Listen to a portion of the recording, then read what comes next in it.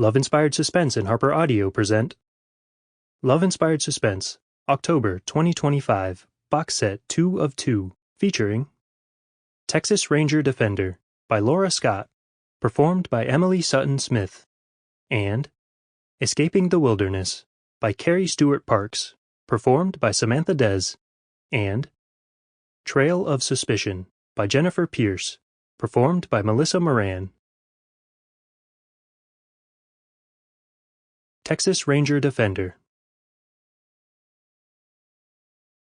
The Lord is my light and my salvation. Whom shall I fear? The Lord is the strength of my life. Of whom shall I be afraid? Psalm 27, verse 1. This book is dedicated to all those in law enforcement who put their lives on the line every day. You have my utmost admiration and respect. 1. Run. Don't stop. Run! The light glowing in the darkness from the window looming in the distance seemed too far away. She feared she'd never get there in time. She'd been running for what seemed like forever. Fear gripped her chest like a vice, making it difficult to breathe. Her head throbbed painfully with each step, but she ignored the discomfort. Her head hurt.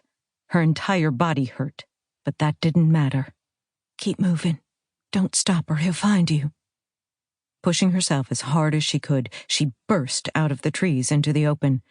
The pungent scent of cows and horses indicated she was on a ranch of some sort. There was no way to know if the soft light from the window would provide a badly needed sanctuary or not.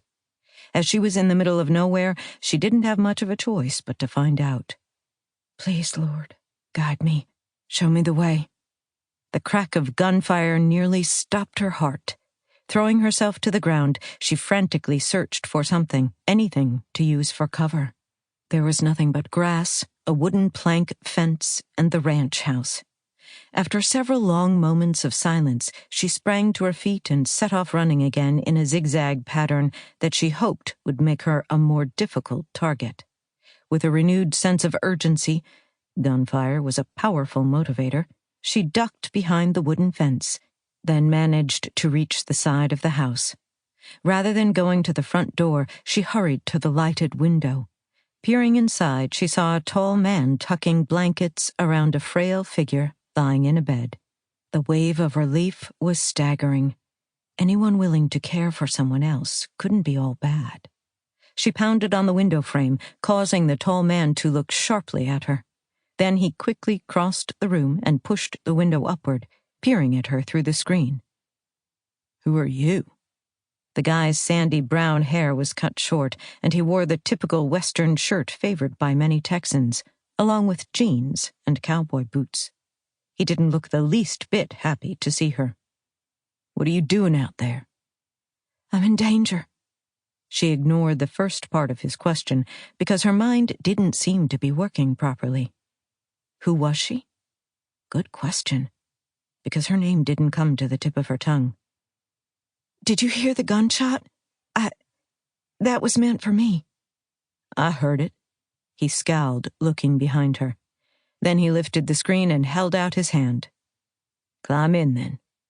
"Thank you." She took his hand, tears springing to her eyes at the gentle strength of his fingers. It seemed like an eternity since she'd been able to trust someone not to hurt her. Moving awkwardly, she threw one leg over the windowsill, then ducked through. "Why in tarnation is someone climbing in the window?" An elderly voice rasped. "Don't people use the front door anymore?" "Everything is fine, Pops. We'll be out of your hair shortly." The calming words were as much of a balm to her ragged nerves as the stranger's warm hand had been. She stood in the room, shivering. Autumn in South Texas was still warm, so she must be in shock. The tall stranger peered out the window for a long moment, then closed and locked it. Glancing at the frail man, she forced a smile. "I'm so sorry to intrude." "Y'all aren't intruding." While the older man's body appeared weak, his gaze was sharp, and Sample complete. Ready to continue?